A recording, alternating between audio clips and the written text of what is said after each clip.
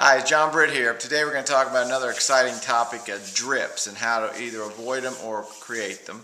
So normally if I have people doing a bunch of glaze tests and they're going to be drippy, I will make up drip trays, which is basically slabs that I just roll out and bisque fire. And I can, then sometimes I can put kiln wash on there too. So they could be different variety of thicknesses. They could be cut, like this one was just cut with a wire. All you need is something to not get your shelf messed up. Okay, and if I'm doing larger things I know are going to drip, pretty certain they're going to drip, like say for instance on these drip really well, then I would maybe make my sides come up a little. So I push these on a mold. And then I can refire those many times. You don't have to just use them once, you can use them multiple times. Okay, another method that's real good is this is a Alumina Hydrate Pad, and what I do is I take 50% alumina hydrate, 50% kaolin, mix it together. That's called wadding. And so you can see it here in this bucket. We've got like some wadding. And then what I'll do is put in either sawdust, couscous, pasta needles, any kind of burnout material. And then when you fire that, it'll make it very fragile and it'll be very light. You can also use grog to break up wadding, but that doesn't burn out, that'll remain in. So then I just roll out slabs of this like that, and then I'll cut it, and then I'll fire this. So they're like pancakes, and then I can reuse those many times. Okay, another very simple way is just to use your own clay as wadding, because it won't really stick to your pots.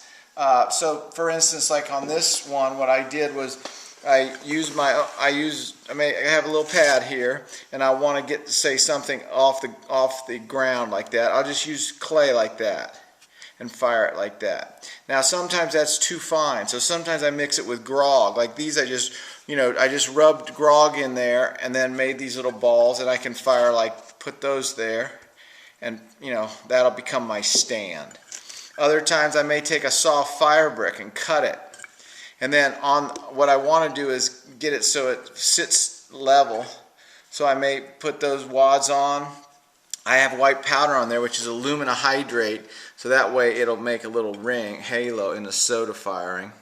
And then I'll put that there, and I'll fire that like that. Okay, now the last thing I wanted to talk about is creating drips. And like on this pot, I want to create drips, and so what I'll do is oftentimes cut a drip ring in the side of my bowl like this, and that'll force it to drip. Then I'll set that up on another little pot. Like I could put it on that pot, or this one might fit better, and that'll keep it from getting on the foot. It'll drip down the side. Now sometimes what that'll do is that'll leave you with these are called Kiln Jewels. And so sometimes you can collect those and make rings out of those or something.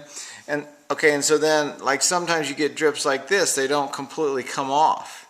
This went on the kiln shelf. And so what I'll do is take a pliers like this, I'll break that off, and then I'll refire this to, say, cone 6 or something, and that'll heal it over and make it drip slightly, but it won't be as much as that, because that's going to come off by itself anyway.